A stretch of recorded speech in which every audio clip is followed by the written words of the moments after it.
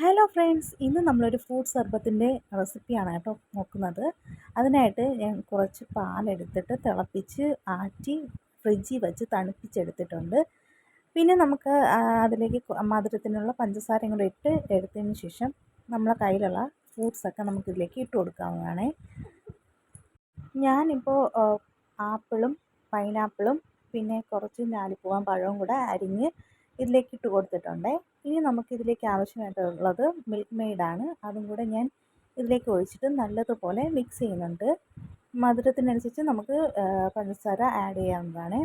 അപ്പോൾ നല്ലതുപോലെ മിക്സ് ചെയ്തതിന് ശേഷം ലാസ്റ്റായിട്ട് ഞാൻ കുറച്ച് കസ്കസ് കുതിരാനായിട്ട് ഇട്ടിരുന്നു. അപ്പോൾ അതും കൂടെ നമുക്ക് ഇതിലേക്കിട്ട് നല്ലതുപോലെ ഇളക്കുമ്പോൾ നമ്മുടെ ഫ്രൂട്ട് സർബത്ത് ഇവിടെ റെഡി ആവുന്നതാണ്.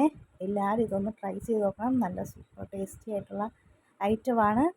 ഉച്ചയ്ക്കുള്ള ലഞ്ചൊക്കെ മാറ്റിയിട്ട് നമുക്ക് ഈ ഒരു ഗ്ലാസ് ഫ്രൂട്ട് സർബത്ത് കുടിക്കുമ്പോൾ നമ്മുടെ വയറൊക്കെ നിറയുന്നതാണ്. അപ്പോൾ എല്ലാവരും ഒന്ന് ട്രൈ ചെയ്തിട്ട് അഭിപ്രായങ്ങൾ കമൻറ്റ് ചെയ്യുക. അപ്പോൾ അടുത്ത വീഡിയോയിൽ കാണാം. ബായ്.